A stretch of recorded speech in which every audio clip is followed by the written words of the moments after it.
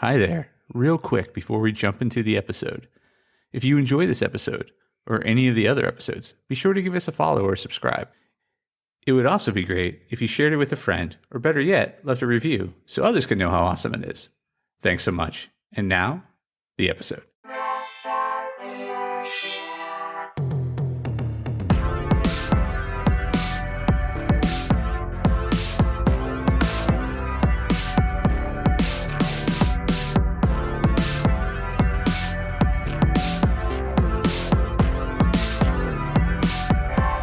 Hey there, Press Starters, and welcome to the Press Start Leadership Podcast, the podcast about game-changing leadership, teaching you how to get the most out of your product and development team and become the leader you were meant to be. Leadership coaching and training for the international game industry professional. Now, let me introduce you to your host, the man, the myth, the legend, Christopher Mifsud. Hey there, Press Starters, and welcome back to another awesome edition of the Press Start Leadership Podcast. On this week's episode, we'll be discussing, should we make it? The eternal question for leaders in the game industry. A practical leadership framework for evaluating team passion, available resources, and market demand before committing to a game project. The question that never goes away. No matter how experienced you become as a leader in the video game industry, one question never stops coming back. Should we make it? It appears at the start of a new idea, during early prototypes, halfway through production, and sometimes uncomfortably late in development. It shows up in pitch meetings, budget reviews, creative discussions, and quiet late-night reflections. It is one of the hardest and most important questions a leader can ask, because answering it honestly requires more than optimism or instinct. It requires responsibility. I have faced this question many times throughout my career.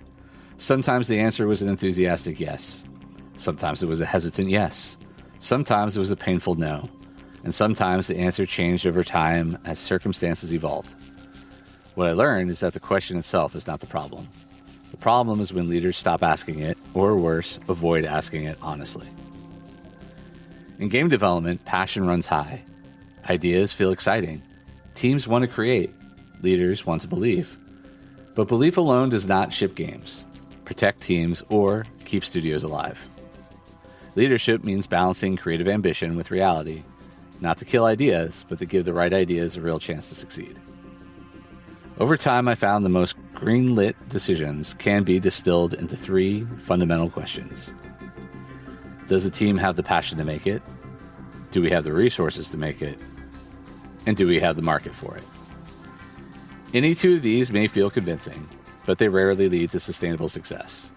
All three do not guarantee success, but they dramatically improve the odds and put you on a healthier path forward. This podcast breaks down each question, why it matters, how to evaluate it honestly, and how leaders can use this framework not just once, but continuously throughout development.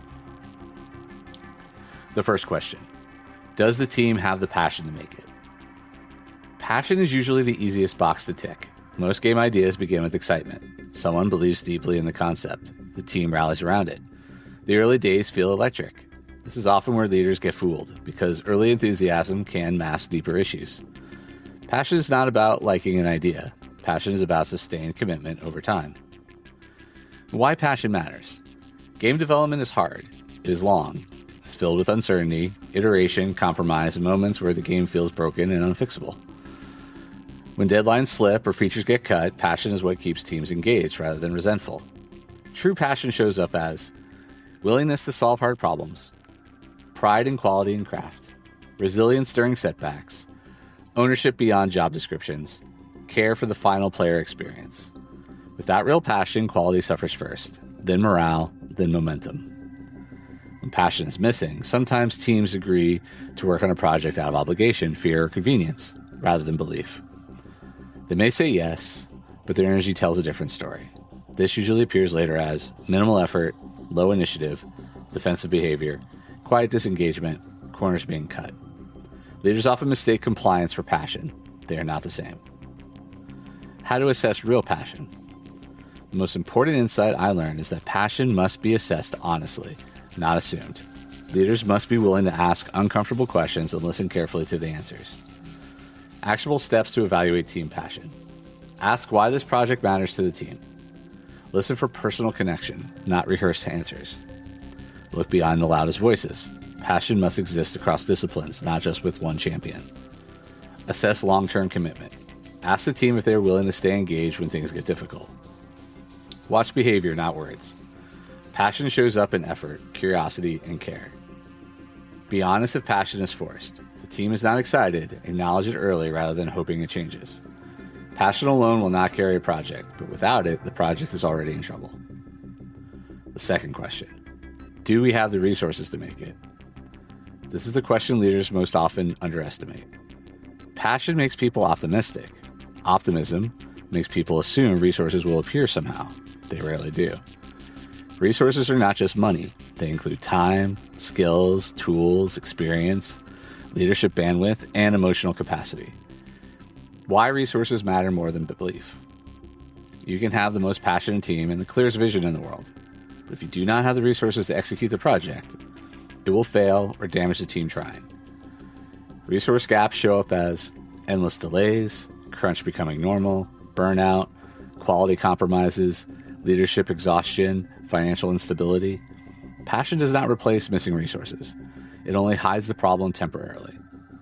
Common resource blind spots.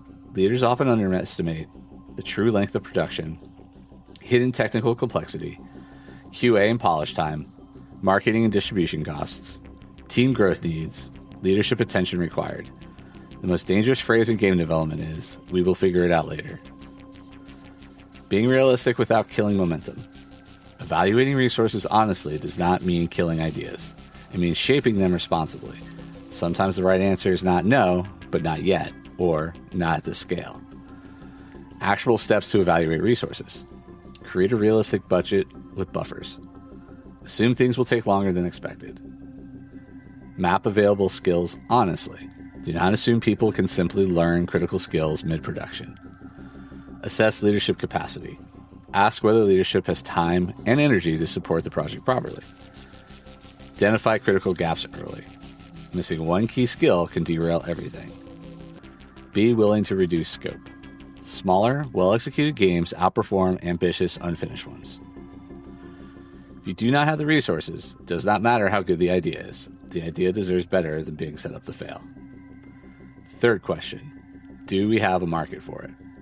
This is often the most uncomfortable question, especially for creative teams. It forces leaders to confront reality outside the studio walls.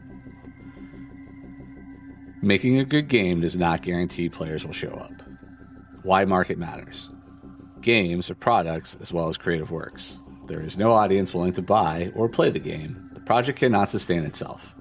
Ignoring market reality leads to financial loss, studio instability, team layoffs, burned trust with investors or publishers. Leaders owe it to their teams to ask whether the game has a real chance to reach players.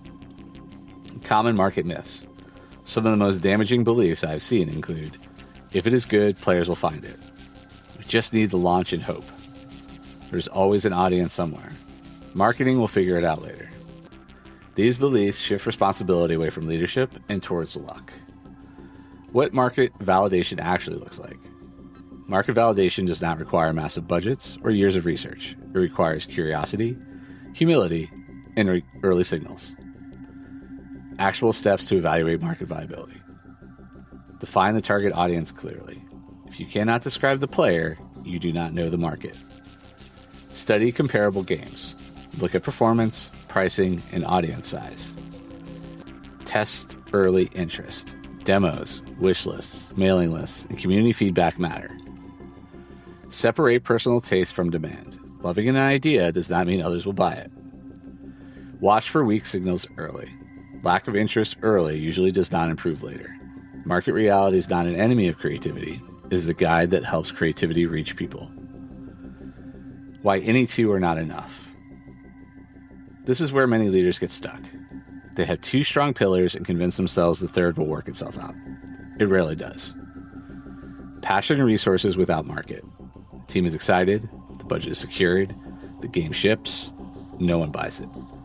The result is disappointment and financial damage. Passion and market without resources.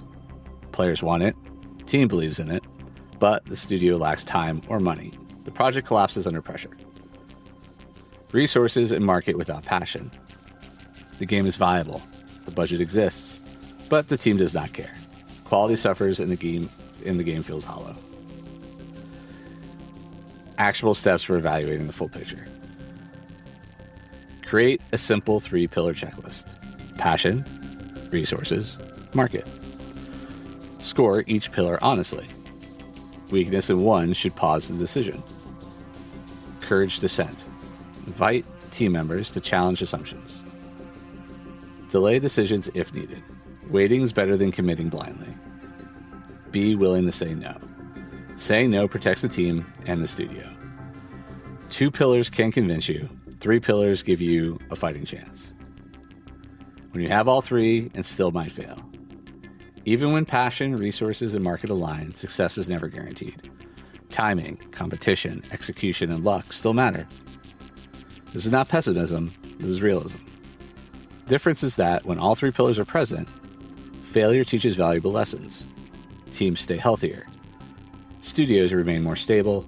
Leaders remain credible. Actionable steps to manage risk, even with all 3. Set milestone checkpoints. Revalidate the 3 pillars regularly. Build flexibility in the plans. Be ready to pivot or adjust scope. Monitor team health constantly. Passion fades when burnout rises. Track market signals continuously. Markets change quickly. Accept uncertainty. Leadership is about navigating risk, not eliminating it. Having all 3 dots does not remove risk. It makes risk manageable. Using the 3 questions as an ongoing leadership tool. The biggest mistake leaders make is treating these questions as a one-time gate. They should be revisited regularly throughout development. Passion changes, resources fluctuate, markets evolve. Actionable steps for ongoing use. Revisit the 3 questions quarterly. Make them part of leadership reviews. Encourage honest reassessment. Normalize changing direction.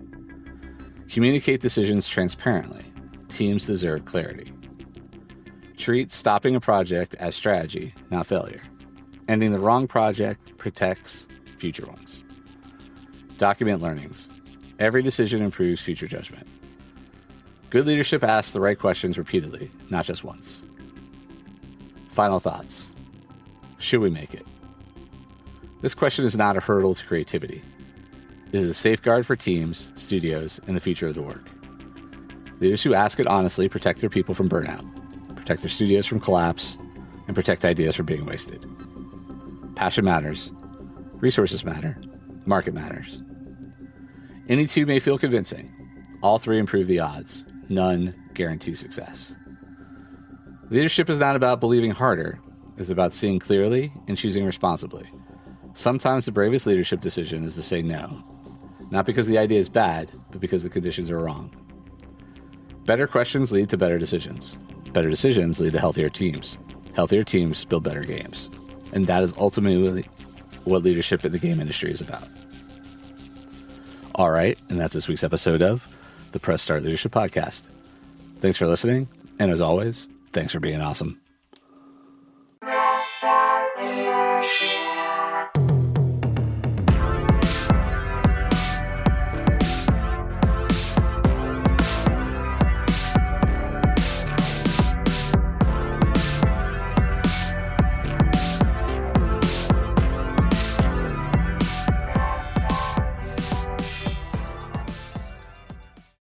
Oh, hi.